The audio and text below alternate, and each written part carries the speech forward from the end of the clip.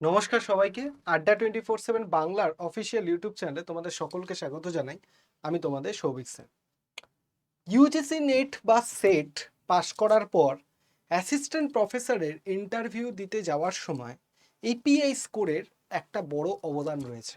এই কথাটা তো আমি বহুবার তোমাদেরকে বলেছি যে নেট সেট পাশ করার পরই অ্যাসিস্ট্যান্ট প্রফেসরের ইন্টারভিউ দিতে গেলেই কি তোমার চান্স থাকবে হয়ে যাবার? আমি বলেছি না। তার কারণ কি? তুমি এলিজেবল অ্যাসিস্ট্যান্ট প্রফেসর ইন্টারভিউ দেওয়ার জন্য, কিন্তু তোমার সিলেকশন কি হয়ে যাবে? আমি বলবো না। তার কারণ কি? কারণ এপিআই স্কোর। এই এপিআই স্কোরটাকে যদি তুমি ইমপ্রুভ করতে পারো, তাহলে কিন্তু নেট সেট পাস করার পর অ্যাসিস্ট্যান্ট প্রফেসর ইন্টারভিউ দিতে গেলে তোমার সিলেক্ট হওয়ার চান্স কিন্তু থাকবে। এবার এই কথাটা শোনার পর অনেকেই আমাকে বলেছে, স্যার এপিআই স্কোরটা কি হয়, কিভাবে এটা পাওয়া যায়, কিভাবে ডিস্ট্রিবিউট হয়, এই সম্পর্কে ডিটেল একটু আমাদের একটা জানান বা ভিডিও করে দিন। তো আজকের ভিডিওটা তোমাদেরকে এই এপিআই স্কোর সম্পর্কিত আমি আলোচনা করব, যেটা কিনা এপিআই স্কোরকে ইমপ্রুভ যদি তুমি করো তাহলে অ্যাসিস্ট্যান্ট প্রফেসরের ইন্টারভিউতে তোমরা কিভাবে সাহায্য পেতে পারবে বা অ্যাসিস্ট্যান্ট প্রফেসর ইন্টারভিউ তোমাদেরকে কিভাবে হেল্প করবে, এই ব্যাপারটা তোমাদেরকে আমি বলবো। তাই সবাইকে বলবো যে মন দিয়ে খুব ভালো করে শোনো, কারণ এই ভিডিওতে যে এপিআই এর ব্যাপারটা বলবো সেটা তুমি যদি করে নিতে পারো, তাহলে কিন্তু অনেক ক্ষেত্রে একটা পিএইচডি করা স্কলারের থেকেও কিন্তু তুমি নেট সেট পাস করেও অনেকটা এগিয়ে যেতে পারবে যদি তোমার এপিআই স্কোরটা ভালো থাকে। এবার এই এপিআই স্কোরকে কি করে বানানো যায়, কি করে তার ইমপ্রুভ করা যায়, কিভাবে এপিআই স্কোরটা ডিস্ট্রিবিউটেড হয় কলেজ সার্ভিস কমিশনে, পুরো বিষয়টা আজকে তোমাদের কাছে ক্লিয়ার করে দেবো। সবার আগে তোমাদেরকে জানতে হবে যে এপিআই স্কোরের ফুল ফর্ম কি। এপিএস স্কোরের ফুল ফর্ম হচ্ছে American performance academic performance indicator. Sorry, ভুল বললাম, একাডেমিক পারফরমেন্স ইন্ডিকেটর, আমেরিকান নয়, একাডেমিক পারফরমেন্স ইন্ডিকেটর। এই একাডেমিক পারফরমেন্স ইন্ডিকেটর মানে কি? তুমি তোমার কেরিয়ারে কি কি কাজ করেছো বা কি কি তুমি কাজ করছো, সেইগুলো কি মেজারমেন্ট করে বা সেইগুলো কি তুলে ধরে এই এপিআই স্কোর। এই এপিআই স্কোরটা হচ্ছে এমন একটা স্কোর, যে স্কোরটা কিনা তোমার নির্ভর করে শুধুমাত্র তোমার ডিগ্রির উপরে কিন্তু নয়। এপিআই স্কোর নির্ভর করে তোমার কি অ্যাক্টিভিটি রয়েছে, মানে তুমি কিরকম রিসার্চ করছো বা তুমি কিরকম সেমিনার অ্যাটেন্ড করেছো, তুমি কোন কনফারেন্স অ্যাটেন্ড করেছো, কোন লেকচার অ্যাটেন্ড করেছো। তো এই সমস্ত বিষয়গুলো কিন্তু নির্ভর করে এপিআই স্কোরের ওপর। তাই এইরকম যদি কেউ মনে করে থাকে যে কেউ নেট সেট পাস করেছে আর পিএইচডি করে নিয়েছে মানে তার এপিআই স্কোর অনেক হাই, সেটা সম্পূর্ণ মানে ভুল কথা। কারণ অনেক স্টুডেন্টকে আমি দেখি যে শুধুমাত্র নেট সেট পাস করেই হয়তো সে অ্যাসিস্ট্যান্ট প্রফেসরের জব পেয়ে গেছে। এই রাজ্যে না হলেও অন্য রাজ্যে হয়েছে। কি করে হয়েছে? তার কারণ নেট সেট পাস করার পর সে এই এপিআই স্কোরটার উপরে কিন্তু কাজ করেছে, যাতে করে এপিআই স্কোরটাকে ইমপ্রুভ করা যায়, ভালো করা যায়, যাতে করে তোমার কি হয়, চান্স পাওয়ার সুযোগ সুবিধাটা বেড়ে যায়। যেমন যদি তোমরা কর্পোরেট ওয়ার্ল্ডে যদি তোমরা যাও, কর্পোরেট ওয়ার্ল্ডে কিন্তু সিভির একটা খুব গুরুত্ব থাকে। তোমার সিভি যত ভালো হবে, তুমি যত বেশি এক্সপিরিয়েন্সড হবে, তোমার যত বেশি স্কিল থাকবে, তুমি তত বেশি প্রমোশন পাবে। ঠিক তেমনি আমাদের এই অ্যাসিস্ট্যান্ট প্রফেসরের কেরিয়ারের ক্ষেত্রে বা কলেজ শিক্ষকতার কেরিয়ারের ক্ষেত্রে এপিআই স্কোরটা ঠিক ওই রকমভাবেই কাজ করে। মানে এপিআই তোমার যত স্কোর ইমপ্রুভ করবে তত বেশি তোমার চান্স পাওয়া, সুযোগটা বা পাওয়ার যে সম্ভাবনা, সেটা কিন্তু অনেকটাই বেড়ে যাবে। তো সবাইকে বলি প্রথম, যে এই যে আমাদের একাডেমিক জার্নির ম্যাপটা ঠিক কীরকম হয়। যদি তোমরা দেখো যে প্রথম আমরা যখন নেট বা সেট কোয়ালিফাই করি, নেট বা সেট কোয়ালিফাই করার পর আমরা সবাই কি করি, কলেজ সার্ভিস কমিশন বা সিএসসি যেটা হয় সেইটার জন্য আমরা সবাই এগোই। অনেকেই বলে যে কলেজ সার্ভিস কমিশনের লাস্ট ইন্টারভিউ কবে হয়েছে, তো college service commission last form fill up already হয়েছে 2026 সালে 14ই এপ্রিল অবধি লাস্ট ফর্ম ফিল আপ হয়েছে। এরপর আবার মানে এরপর ইন্টারভিউ হবে, নেক্সট ইয়ারে আবার তোমাদের কলেজ সার্ভিস কমিশনের ফর্ম ফিল আপ বেরোবে, ফেব্রুয়ারি মার্চ করে বেরোবে। তো যাদের যাদের নেট সেট পাস করা থাকবে তারা তারা এই কলেজ সার্ভিস কমিশনের ফর্মটা ফিল আপ করবে।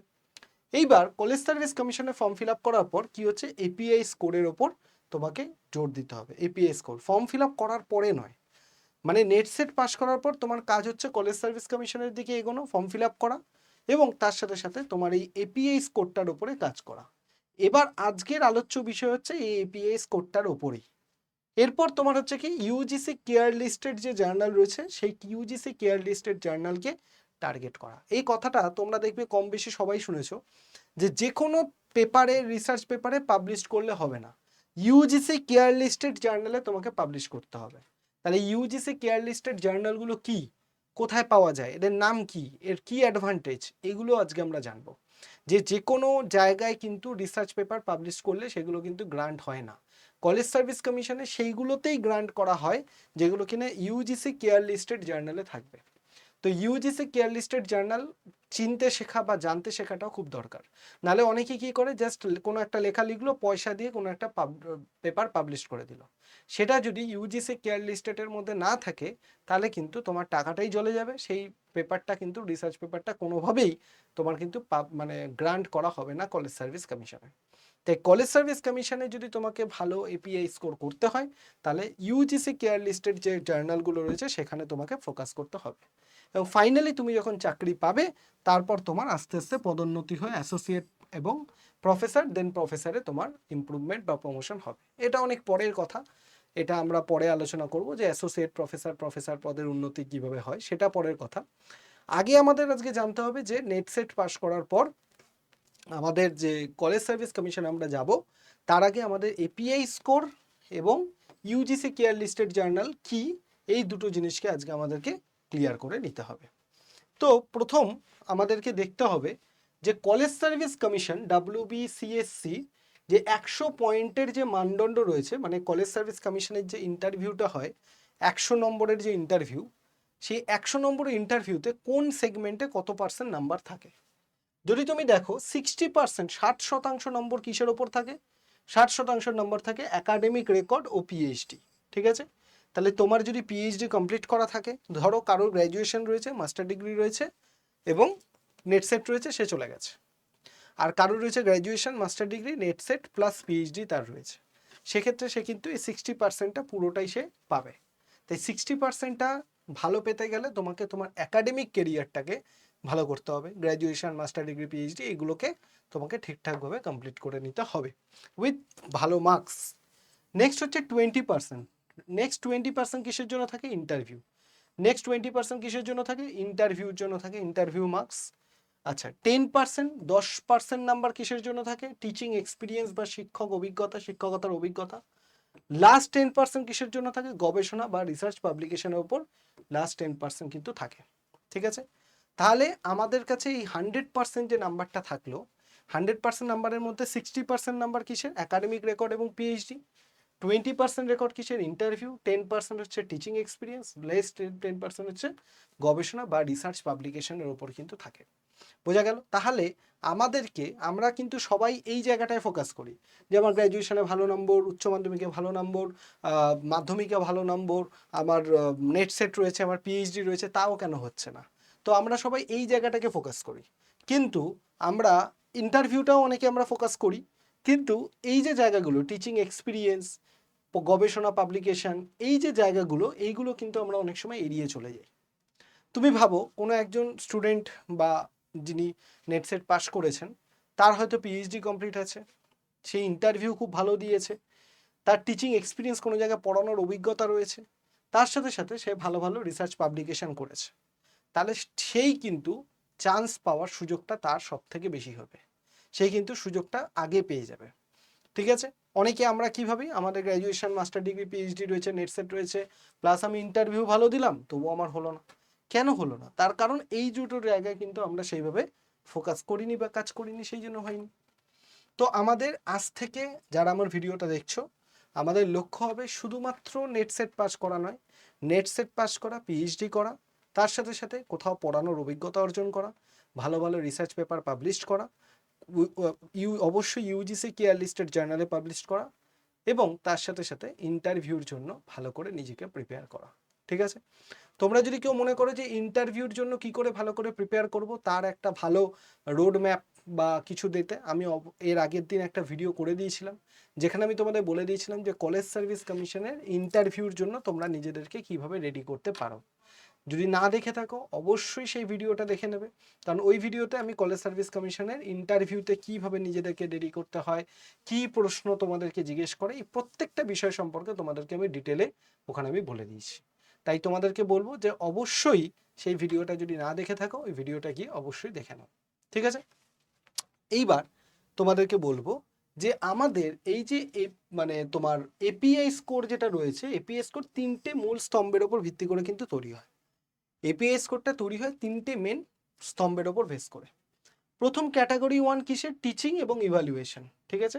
মানে তুমি কিভাবে ক্লাস নিচ্ছ, তোমার ক্লাসের ডেমনস্ট্রেশন কিভাবে, ক্লাস কিভাবে তুমি কন্ট্রোল করছো, এই সমস্ত ফ্যাক্টরগুলো হচ্ছে আমাদের ক্যাটাগরি 1 এর মধ্যে পড়ে, ঠিক আছে? আচ্ছা, ক্যাটাগরি 2 এর মধ্যে কি পড়ে? Co curricular and professional activity, মানে হচ্ছে তুমি ধরো পড়াশোনার পাশাপাশি তোমার এক্সট্রা কোনো কো কারিকুলাম অ্যাক্টিভিটি রয়েছে, তুমি এক্সট্রা কিছু করো, তোমার এক্সট্রা কিছু নলেজ রয়েছে, স্কিল রয়েছে, সেইগুলো ক্যালকুলেট হয় ক্যাটাগরি 2 এর মধ্যে। এবং ক্যাটাগরি 3 এর মধ্যে যেগুলো ক্যালকুলেট হয় সেগুলো কি? সেটা হচ্ছে কোনো গবেষণা এবং প্রকাশনা, মানে ধরো তুমি কোনো রিসার্চ পাবলিশ করেছো, রিসার্চ পাবলিকেশন তোমার আছে, সেমিনার অ্যাটেন্ড করেছো, কনফারেন্স অ্যাটেন্ড করেছো, সেইগুলো গ্র্যান্ট হবে কোথায়? ক্যাটাগরি 3 এর মধ্যে। তাহলে এপিআই এর তিনটে মেন স্তম্ভ, একটা হচ্ছে তোমার কি বললাম যে তুমি কিভাবে ক্লাস নিচ্ছ, ক্লাস প্রেজেন্ট কিভাবে করছো, ক্লাস কন্ট্রোল কিভাবে করছো, সেটা একটা ফ্যাক্টর। সেকেন্ড ফ্যাক্টর যেটা বললাম, সেকেন্ড ফ্যাক্টর হচ্ছে তোমার যে এই মানে তোমার কো কারিকুলাম অ্যাক্টিভিটি কীরকম রয়েছে। এবং থার্ড যেটা আমি বললাম সেটা কি? সেটা হচ্ছে তোমার conference, research paper, research seminar, এইসবগুলোর ওপর ডিপেন্ড করে থাকে। অবশ্যই বারবার বলছি, মানে রিসার্চ পেপার মানে সেগুলো যেন অবশ্যই ইউজিসি কেয়ার লিস্টেড জার্নালে যেন সেগুলো পাবলিশ হয়, সেটা তোমাকে মাথায় রাখতে হবে। ওকে, এইবার যদি তুমি দেখো যে এই হচ্ছে আমাদের এপিআই এর জন্য যে স্লাইডিং মানে ইম্প্যাক্ট ফ্যাক্টর রয়েছে, সেই ইম্প্যাক্ট ফ্যাক্টরটা আমরা দেখবো। ইম্প্যাক্ট ফ্যাক্টর, তুমি বলবে স্যার ইম্প্যাক্ট ফ্যাক্টর মানে কি? ইম্প্যাক্ট ফ্যাক্টর মানে হচ্ছে প্রত্যেকটা রিসার্চ পেপারের একটা না ইম্প্যাক্ট ফ্যাক্টর থাকে। একটা ভালো মানের রিসার্চ পেপার যদি তুমি পাবলিশ করো তার অবশ্যই ইম্প্যাক্ট ফ্যাক্টর বেশি, আর যদি একটা বিলো মানের ইম্প্যাক্ট করো তার ইম্প্যাক্ট ফ্যাক্টর কিন্তু কম। যে দেখো ইউজিসি লিস্টেডের মধ্যে যদি তুমি দেখো নো ইম্প্যাক্ট ফ্যাক্টর, ঠিক আছে? যদি তুমি 5 পয়েন্ট পাও, 5 পয়েন্ট মানে impact factor no, zero impact factor. যদি তুমি 10 পয়েন্ট পাও তার মানে ইম্প্যাক্ট ফ্যাক্টর হচ্ছে 1 এর কম। যদি 1 থেকে 2 এর মধ্যে তোমার মানে যদি 15 পয়েন্ট পাও, মানে তুমি যে রিসার্চ পেপারটা লিখেছো সেটা যদি 15 পয়েন্ট পায় তার মানে ইম্প্যাক্ট ফ্যাক্টর হচ্ছে 1 থেকে 2। যদি দেখো 20 পয়েন্ট আছে তার মানে তার ইম্প্যাক্ট ফ্যাক্টর হচ্ছে কত? 2 থেকে 5। যদি 25 পয়েন্ট থাকে ইম্প্যাক্ট ফ্যাক্টর 5 থেকে 10। আর যদি 30 পয়েন্ট থাকে তাহলে ইম্প্যাক্ট ফ্যাক্টর হচ্ছে 10 এর বেশি। এইবার তোমরা কি করে, তোমাদেরকে অবশ্যই টার্গেট রাখতে হবে ইম্প্যাক্ট ফ্যাক্টরটা বেশি করা, যাতে করে তোমার এপিআই স্কোরটা বাড়ে। এবার ইম্প্যাক্ট ফ্যাক্টরকে ভালো করার কতগুলো নিয়ম আছে। প্রথম কথা হচ্ছে যে ইম্প্যাক্ট ফ্যাক্টরকে ভালো করতে গেলে তোমাকে একটা ভালো মানে জার্নালে নিজের লেখাটাকে পাবলিশ করতে হবে যার ইম্প্যাক্ট ফ্যাক্টর বেশি, ঠিক আছে? ধরো তুমি একটা 5 পয়েন্টের ইম্প্যাক্ট ফ্যাক্টরে কোনো লেখা পাবলিশ করে দিলে, সেখানে কিন্তু কিন্তু তোমার কোনো রকম তোমার ইম্প্যাক্ট ফ্যাক্টর কোনো রকম কিছু পেলে না। কিন্তু যদি তুমি একটা 30 পয়েন্টের যদি পেপারে নিজের জার্নালে পেপার পাবলিশ করো তাহলে ইম্প্যাক্ট ফ্যাক্টর তোমার 10-এর বেশি হয়ে গেল। তাহলে তোমাকে একটা ভালো জার্নালে, গুড কোয়ালিটি জার্নালে তোমার লেখাটাকে কি করতে হবে? পাবলিশ করতে হবে। এটা গেল ফার্স্ট কথা। সেকেন্ড, আরেকটা জিনিস আছে কো অথারশিপ। অনেকেই দেখবে রিসার্চ পেপার লেখে, দুজনে মিলে লেখে, তিনজনে মিলে লেখে, চারজনে মিলে লেখে, বা একের অধিকজন মিলেও লেখে, ঠিক আছে? তোমরা যদি দেখো রিসার্চ পেপার যদি কখনো দেখে থাকো তোমরা দেখবে রিসার্চ পেপারের মধ্যে যখন অথারের নাম লেখা থাকে, কারোর দেখবে একজনের নাম, কোথাও দুজনের নাম, কোথাও 10 জনের নাম, তো এরকমভাবে লেখা থাকে। তো এক্ষেত্রে ব্যাপারটা কীরকম হয়? যদি দুজন লেখক থাকে তাহলে মোট স্কোরে 70% পাবেন, প্রত্যেকে মোট স্কোরে 70%, ঠিক আছে? ধরো তুমি এমন একটা রিসার্চ পেপার লিখলে যার ইম্প্যাক্ট ফ্যাক্টর হচ্ছে 2 থেকে 5, মানে 20 পয়েন্ট যদি তার থাকে, তাহলে 70% কি হচ্ছে? এও পেলো 70%, এও পেলো হচ্ছে 70%, ঠিক আছে? কিন্তু যদি দেখো 3 জন মিলে যদি তুমি লেখো কোনো রিসার্চ পেপার, তাহলে প্রথম লেখক যিনি তার 2 এর বেশি, ঠিক আছে? আর প্রধান লেখক কি বলছে? পাবেন 70%, বাকিরা পাবেন হচ্ছে 30%। প্রথম জন পাচ্ছে 70%, বাকি জন পাবে কত হচ্ছে? 30%, ঠিক আছে? বাকি জন পাবে হচ্ছে 30%, ঠিক আছে? তো এইটা হচ্ছে মেন ব্যাপার, যে তুমি যদি দুজন অথারশিপে কোনো লেখা লেখো তাহলে দুজনেই সমান, কেউ বড় বা কেউ ছোট এরকম ব্যাপার নেই, ঠিক আছে? তার মানে তুমি ভাববে স্যার 70% মানে তো এটা 140% হয়ে গেল, ব্যাপারটা না নয়। 50-50 করা তো যায় না, কারণ এখানে মেন লেখক তো 70, মানে 70% হচ্ছে সব থেকে হায়েস্ট ওয়েটেজ, তাহলে দুজনেই সমান হায়েস্ট ওয়েটেজটা পাচ্ছে, ঠিক আছে? কিন্তু যদি এখানে 3 জনের লেখক যদি থাকে তাহলে প্রথমজন হচ্ছে সব থেকে হাইয়েস্ট ওয়েটেজটা পাবে, বাকি দুজন কিন্তু 30% ওয়েটেজ পাবে। ঠিক আছে, তাহলে অবশ্যই করে যখন তুমি কোনো রিসার্চ পেপার লিখবে, তোমার টার্গেট থাকবে একটা গুড ইম্প্যাক্ট ফ্যাক্টরওয়ালা যে রিসার্চ জার্নাল রয়েছে সেখানে লেখা, পাবলিশ করা, 1 নম্বর। দ্বিতীয়ত, যখন তুমি রিসার্চ পেপার পাবলিশ করবে, চেষ্টা করবে দুজন মিলে লেখা লিখতে, যাতে করে তোমার 70% ওয়েটেজটা যাতে তুমি পেতে পারো, 1 নম্বর। আর যদি তুমি 3জন মিলেও লেখো, সবসময় চেষ্টা করবে প্রধান লেখক প্রথমে যেন তোমার নামটা থাকে, কারণ প্রথমে যদি তোমার নাম না থাকে তাহলে কিন্তু তুমি ওই 70% ওয়েটেজটা পাবে না, তোমার 2 বা 3-এ চলে গেলে ওয়েটেজ কিন্তু 30%-এ নেমে আসবে। ঠিক আছে, তাহলে এইটা তোমাদের কাছে একটা গুড লেসন হলো যে একটা ভালো জার্নালে লেখা পাবলিশ করতে হবে, যার ইম্প্যাক্ট ফ্যাক্টর অবশ্যই যেন 2-এর বেশি হয়, এরকম চেষ্টা করতে হবে, 2-এর বেশি ইম্প্যাক্ট ফ্যাক্টর একটু চেষ্টা করতে হবে। ঠিক আছে, মানে অন্তত এই রকম জায়গায় 2 থেকে 5, 5 থেকে 10, মানে এরকম জায়গা থেকে যাতে ইম্প্যাক্ট ফ্যাক্টরটা এরকম থাকে, এইসব জার্নালগুলোতে তোমাকে চেষ্টা করতে হবে। এবং অবশ্যই করে দুজন মিলে লিখবো, আর যদি 3জন মিলেও লিখি তাহলে যেন আমার ফার্স্ট অথারে থাকে আমার নাম, তবেই তোমার এপিআই স্কোর কিন্তু ইমপ্রুভ করবে। ঠিক আছে, এইবার তুমি যদি দেখো যেটা তোমাদের মেন ব্যাপার, সেটা হচ্ছে ইউজিসি কেয়ার লিস্টেড জার্নাল, যেটা নিয়ে আমি আলোচনা করছিলাম। তাহলে ইউজিসি কেয়ার লিস্টেড জার্নালের দুটো পার্ট হয়, একটা গ্রুপ 1 আর একটা হচ্ছে গ্রুপ 2। দুটো গ্রুপ তোমরা দেখতে পাবে ইউজিসি কেয়ার লিস্টেড জার্নালে। এবার গ্রুপ 1 মানে কি, সরাসরি ইউজিসি দ্বারা মূল্যায়নকৃত এবং অনুমোদনকৃত, মানে কাইন্ড অফ তুমি বলতে পারো যেগুলো আমাদের দেশের মধ্যেই থাকবে এবং আমাদের দেশের ইউজিসির দ্বারা যেটা অ্যাপ্রুভ হবে, যে ইউজিসি এই কি বলবো, এই জার্নালটাকে ইউজিসি কি করেছে, অ্যাপ্রুভ করেছে। ঠিক আছে, এবং তার এরিয়াটা হচ্ছে আমাদের দেশের মধ্যেই, মানে পুরোটা আমাদের দেশের মধ্যেই এটা কন্ট্রোল হবে, পুরো আমাদের দেশের মধ্যেই এই ব্যাপারটাকে পরিচালন করা হবে। আর যদি তুমি দেখো গ্লোবাল ইন্ডেক্সড কিছু ওয়েবসাইট রয়েছে, স্কোপাস, ওয়েব অফ সায়েন্স, এরা হচ্ছে ইত্যাদি দ্বারা ইন্ডেক্সকৃত। ঠিক আছে, মানে তুমি যদি দেখো এগুলো হচ্ছে ন্যাশনাল, এগুলো হচ্ছে ন্যাশনাল, আর এগুলো হচ্ছে ইন্টারন্যাশনাল, এগুলো হচ্ছে ইন্টারন্যাশনাল। ঠিক আছে, এগুলো হচ্ছে ইন্টারন্যাশনাল, মানে হচ্ছে তুমি যদি রিসার্চ পেপারকে পাবলিশ করার চেষ্টা করো এবং ন্যাশনাল জার্নালে যদি পাবলিশ করো, তাহলে অবশ্যই যেন ইউজিসি কেয়ার লিস্টেডের আন্ডারে যায়। বাকি তুমি যদি ইন্টারন্যাশনাল জার্নালে পাবলিশ করো, তাহলে তুমি এই গ্রুপ 2 এর আন্ডারে পড়লে, ইন্টারন্যাশনাল জার্নালগুলো অলমোস্ট সবটাই অ্যাকসেপ্টেবল, সেখানে কোনো সমস্যা নেই, বরঞ্চ ইন্টারন্যাশনাল জার্নালে পাবলিশ করলে তুমি স্কোরটা আরও বেশি পাবে। ঠিক আছে, তো এটার কি বলছে, এবার ইউজিসির দ্বারা অ্যাফিলিয়েটেড যে ন্যাশনাল জার্নালগুলো, সেগুলো তুমি কোথায় পাবে, ugcare.inflipnet.ac.in, এই যে ওয়েবসাইটটা রয়েছে, এই ওয়েবসাইটে গেলে তুমি ইউজিসির দ্বারা অ্যাপ্রুভ যে সমস্ত জার্নালগুলো রয়েছে তার নাম তুমি পেয়ে যাবে। আর গ্রুপ 2 এর মধ্যে তুমি দেখো ইন্টারন্যাশনাল ক্ষেত্রে কি, স্কোপাস বা web of science master journal যেগুলো রয়েছে, সেই লিস্টের আন্ডারে যেগুলো থাকবে সেগুলো চলে আসবে। আচ্ছা, এবার তুমি দেখো, তুমি যদি মনে করো এই ন্যাশনাল জার্নালগুলোতে তুমি তোমার রিসার্চ পেপার পাবলিশ করলে, তাহলে তোমার ইম্প্যাক্ট ফ্যাক্টর হবে 5 থেকে 7। ঠিক আছে, আর যদি তুমি ইন্টারন্যাশনালে পাবলিশ করো, তাহলে তোমার ইম্প্যাক্ট ফ্যাক্টর হবে 8 থেকে 15 বা তার বেশি। ঠিক আছে, ইউজিসি কেয়ার লিস্টেড সর্বত্র আমাদের দেশের মধ্যে সব জায়গায় গ্রহণযোগ্য। এটা হচ্ছে কি, আমাদের দেশের মধ্যে গ্রহণযোগ্য প্লাস বিদেশেও গ্রহণযোগ্য। অনেকে থাকবে হয়তো বিদেশে কখনো হয়তো পিএইচডি বা হায়ার স্টাডিজের জন্য অ্যাপ্লাই করলে, এরকম চিন্তাভাবনা যদি কারোর থাকে, তাহলে তোমরা ইন্টারন্যাশনাল জার্নালটাকে দেখতে পারো, কারণ সেটা আমাদের দেশের পাশাপাশি বিদেশের ক্ষেত্রেও কিন্তু অ্যাকসেপ্টেবল হবে। ঠিক আছে, তাহলে আশা করি তোমাদের কাছে ক্লিয়ার হলো যে ইউজিসি কেয়ার লিস্টেড জার্নাল ব্যাপারটা কি। একটা গ্রুপ 1 গেল, গ্রুপ 2 গেল। গ্রুপ 1 মানে হচ্ছে যেটা ন্যাশনাল, আমাদের দেশের মধ্যেই লিমিটেড থাকছে, আর গ্রুপ 2 মানে হচ্ছে যেটা ইন্টারন্যাশনাল, আমাদের দেশের থেকেও বাইরে বিদেশেও কিন্তু যেটা অ্যাকসেপ্টেবল হবে। অবশ্যই ইন্টারন্যাশনাল জার্নালে তুমি তোমার রিসার্চ পেপার যদি পাবলিশ করো, তার ইম্প্যাক্ট ফ্যাক্টর কিন্তু তুলনামূলক বেশি হবে। তাহলে এইটুকুন ব্যাপারটাকে যদি আমি সামারি করে দিই, কী দাঁড়াচ্ছে, অবশ্যই তাহলে মনে রাখবে যে অবশ্যই হাই ইম্প্যাক্ট ফ্যাক্টরওয়ালা জার্নালে তুমি তোমার রিসার্চ পেপার পাবলিশ করবে, এবং অবশ্যই দুজন মিলে লিখলে ভালো, না হলে দুজনে বেশি হলে অবশ্যই ফার্স্ট অথার তুমি থাকার চেষ্টা করবে, এবং সবসময় যেন ইউজিসি কেয়ার লিস্টেড জার্নালেই তুমি পাবলিশ করো, এবং ইন্টারন্যাশনাল জার্নালে পাবলিশ করতে পারলে সেটা আরও বেশি ভালো।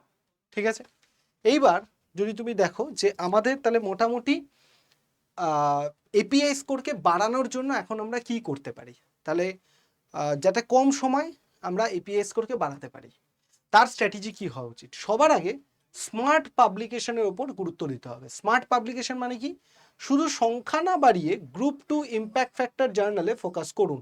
মানে কোনটা বলছে, আমাদের যে এই যে ইন্টারন্যাশনাল জার্নালগুলো যেগুলো রয়েছে এইখানে বলছে ফোকাস করতে, ঠিক আছে? মানে আমি ন্যাশনাল জার্নাল যদি 4টে ফোকাস করি, মানে 4টে পেপার পাবলিশ করি, আর যদি ইন্টারন্যাশনাল 2টো করি, সেটাই কিন্তু অনেক। তাই সংখ্যা না বাড়িয়ে কোয়ালিটি জায়গায় নিজের পেপার পাবলিশ করো, তুমি কিন্তু তোমার এপিআই স্কোরকে বাড়িয়ে নিতে পারবে, ঠিক আছে? নেক্সট হচ্ছে কো অথারশিপ। প্রথম লেখক হিসেবে 70% পয়েন্ট নিশ্চিত করুন, এবং জয়েন্ট প্রজেক্টের ক্ষেত্রে প্রিন্সিপাল কো অথার উভয়ের ক্ষেত্রে 50% পয়েন্ট পান। মানে সবসময় বলছে যখনই রিসার্চ পেপার পাবলিশ করবে, তুমি নিজেকে চেষ্টা করো যে ফার্স্ট অথারশিপে রাখার বা দুজন মিলে করার, যাতে করে 70% ওয়েটেজটা যাতে তুমি পেয়ে যাও। এমন নয় যে 10জন মিলে পেপার লিখেছে, লাস্ট নামটা তোমার রয়েছে, সেখানে মোটে তুমি 30% পাবে। তো সেটার থেকে বেটার যে একটা পেপার পাবলিশ করো এবং সেই পেপারটাকে চেষ্টা করো ইন্টারন্যাশনাল জার্নালে পাবলিশ করা, সেই পেপারটাকে চেষ্টা করো তুমি যাতে ফার্স্ট অথারশিপে থাকো সেটা দেখা। এতে করে কি হবে, সংখ্যা কম হোক কিন্তু তুমি তোমার ওয়েটেজটাকে বাড়িয়ে নিতে পারবে, ঠিক আছে? এবার ক্যাপিং রুল কি বলছে, ইনভাইটেড লেকচার এবং পলিসি ডকুমেন্টের ওপর 30% ক্যাপিং রয়েছে। তো শুধুমাত্র সেমিনার লেকচারের উপর নির্ভর না করে প্রকাশনার বৈচিত্র্য আনা। তার মানে কি, তার মানে বলছে যে শুধুমাত্র এই যে ধরো অনেকে ইনভাইটেড লেকচার, কোনো জায়গায় লেকচার দিতে গেল, ঠিক আছে, সেমিনার অ্যাটেন্ড করতে গেল, সেখানে কিন্তু মোটে 30% আমরা ওয়েটেজ পাবো। তার থেকে তুমি যদি একটা ইন্টারন্যাশনাল জার্নালে ফার্স্ট অথার বা সেকেন্ড অথারশিপ থেকে তুমি যদি একটা ভালো ইন্টারন্যাশনাল জার্নালে তুমি যদি লেখা পাবলিশ করো, সেটা কিন্তু তোমার এপিআই স্কোরকে অনেকটা পরিমাণে বাড়িয়ে দিতে পারবে, ঠিক আছে? তাই আজকের এই ভিডিওতে তোমাদেরকে আমি তাহলে বলে দিলাম যে তোমাদের স্বপ্ন যদি হয়ে থাকে অ্যাসিস্ট্যান্ট প্রফেসর হওয়া, তাহলে তোমাদের এপিআই স্কোরকে তুমি কিভাবে বাড়াতে পারো। আশা করি ভিডিওটা দেখার পর কারোর আর বিন্দুমাত্র কোনো জায়গায় কনফিউশন থাকবে না। যদি এরপরেও কোনো কনফিউশন থাকে, অবশ্যই কমেন্ট বক্স খোলা আছে, কমেন্ট বক্সে কমেন্ট করে জানাবে যে তোমাদের কোন জায়গাতে কি অসুবিধা হচ্ছে। আমি তাহলে সেই অনুযায়ী তোমাদেরকে আবার ভিডিও বানিয়ে বা কোনো একটা রেসপন্স করে তোমাদেরকে আমি জানিয়ে দেবো। কারণ তোমরা যাতে তোমাদের স্বপ্ন অ্যাসিস্ট্যান্ট প্রফেসর হওয়া সেটা যাতে পূরণ করতে পারো, তার দায়িত্ব আমার। আমি তোমাদেরকে বলেছি তার দায়িত্ব আমার, যতদিন না তোমরা সেই জায়গা অবধি পৌঁছাতে পারছো। আমি চেষ্টা চালিয়ে যাব আমার তরফ থেকে, তোমাদেরও তোমার তরফ থেকে চেষ্টা চালিয়ে যেতে হবে। এবং সবথেকে গুরুত্বপূর্ণ ব্যাপার যে এপিআই স্কোর, কলেজ সার্ভিস কমিশনের ইন্টারভিউ, এগুলো সবটাই সেকেন্ডারি। সবার আগে তোমাকে নেট সেটটা ক্লিয়ার করতে হবে, কারণ নেট সেট ক্লিয়ার না হলে তুমি কলেজ সার্ভিস কমিশনের ইন্টারভিউতেই তো বসতে পারবে না। তো তুমি এপিআই স্কোর বাড়িয়েই বা কী করবে? তাই আমি তোমাদেরকে বলবো যে সামনের ফেব্রুয়ারিতে যখন কলেজ সার্ভিস কমিশনের ইন্টারভিউটা শুরু হবে বা ফর্ম ফিল আপ শুরু হবে, সেটা যাতে কোনোভাবেই তোমাদের মিস না যায়, তার জন্য এখন থেকেই ডিসেম্বরে নেট এবং সেট দুটোই আছে। ডিসেম্বরে সব থেকে বড় সুযোগ, নেট না হলে সেটটা তো হয়ে যেতে পারে, তাও তুমি কলেজ সার্ভিস কমিশনে বসে যেতে পারবে। তাই জুন মাসে কিন্তু একটাই সুযোগ, ডিসেম্বরে দুটো সুযোগ। তাই এই ডিসেম্বরটাকেই তুমি টার্গেট করো যাতে ডিসেম্বরে তোমার সিলেকশনটা 100% হয়ে যায়।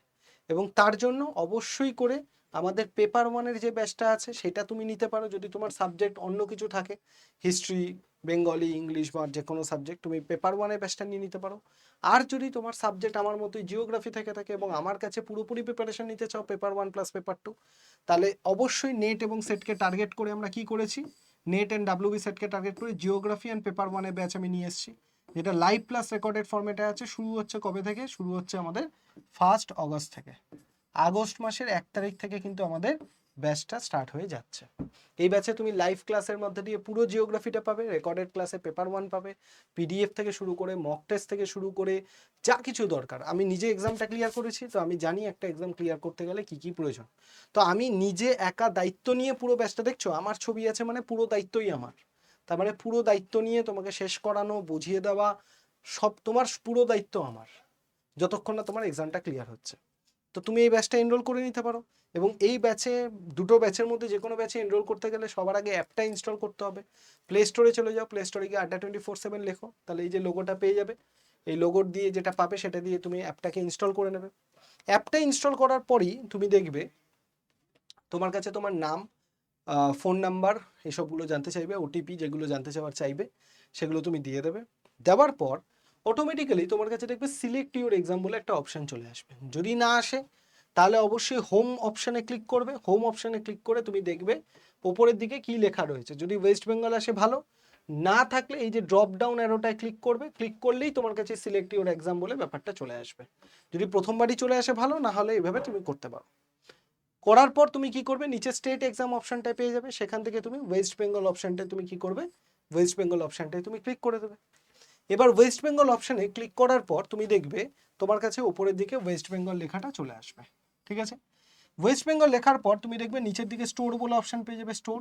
এই স্টোর অপশনে তুমি কি করবে, স্টোর অপশনে তুমি ক্লিক করবে, এবং স্টোর অপশনে ক্লিক করার সাথে সাথে তুমি দেখবে যে তোমার উপরের দিকে ওয়েস্ট বেঙ্গল তো রয়েছে, এবং নিচের দিকে বেস্ট সেলার, তার নিচে থাকবে ফাইন প্রোডাক্ট বাই এক্সাম বলে তুমি পেয়ে যাবে। এই ফাইন প্রোডাক্ট বাই এক্সামের মধ্যে দেখবে ভিউ অল বলে একটা অপশন তুমি পেয়ে যাবে।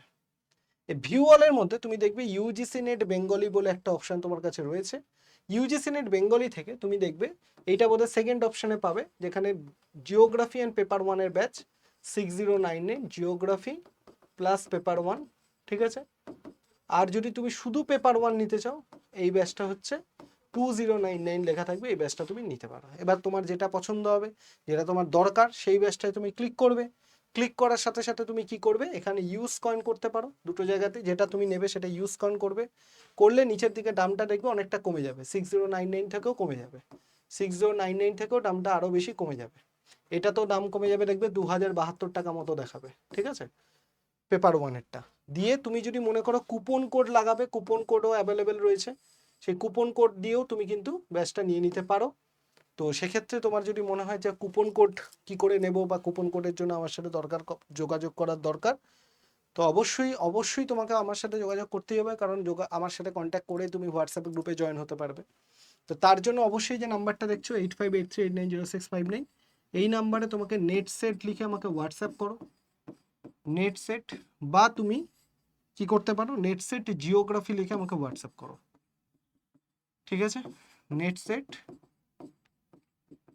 জিওগ্রাফি লিখে আমাকে কি করবে, হোয়াটসঅ্যাপ করবে। তাহলে আমি আমাদের যে ডেডিকেটেড হোয়াটসঅ্যাপ গ্রুপ রয়েছে সেই গ্রুপে তোমাকে জুড়ে দেবো, এবং অ্যাডমিশন রিলেটেড যা কোনো অসুবিধা হলে আমি তোমাদের বলে দেবো। মনে রাখবে ক্লাস শুরু হচ্ছে আগস্টের 1 তারিখ থেকে, ব্যাচ কিন্তু আর বেশি দিন নেই, ব্যাচ কিন্তু ফুল হয়ে যাবে। তাই যখন যে মুহূর্তে তুমি ভিডিওটা দেখছো, সেই মুহূর্তেই ভিডিওটা দেখার পরে গিয়ে অ্যাডমিশনটা নিয়ে নাও এবং নিজে প্রিপারেশনটা শুরু করো। এবং এরপর এপিআই স্কোর বাড়ানোর কাজ আছে, কলেজ সার্ভিস কমিশন ইন্টারভিউ আছে, তারপর ফাইনালি তুমি অ্যাসিস্ট্যান্ট প্রফেসর হতে পারবে। তাই সবাইকে বলবো তাড়াতাড়ি করে নেট সেটটাকে আগে ক্লিয়ার করে, এটাকে বেশি দিন ঝুলিয়ে রেখো না। সবাই খুব ভালো থাকো, সুস্থ থাকো, এবং ভালো লাগলে ভিডিওটাকে একটা লাইক করে দিও, এবং একটা কমেন্ট করে জানিও ভিডিওটা তোমার কেমন লাগলো, কারণ তোমাদের কমেন্টগুলো প্রত্যেকটা আমি কিন্তু পড়ি। আর অবশ্যই চ্যানেলটাকে সাবস্ক্রাইব করে বেল আইকন প্রেস করে রাখো, কারণ এই চ্যানেলে নেট সেট রিলেটেড বিভিন্ন আপডেট তুমি টাইম টু টাইম পেয়ে যাবে। সবাই খুব ভালো থাকো, সুস্থ থাকো, দেখা হচ্ছে পরের ভিডিওতে। ধন্যবাদ সবাইকে।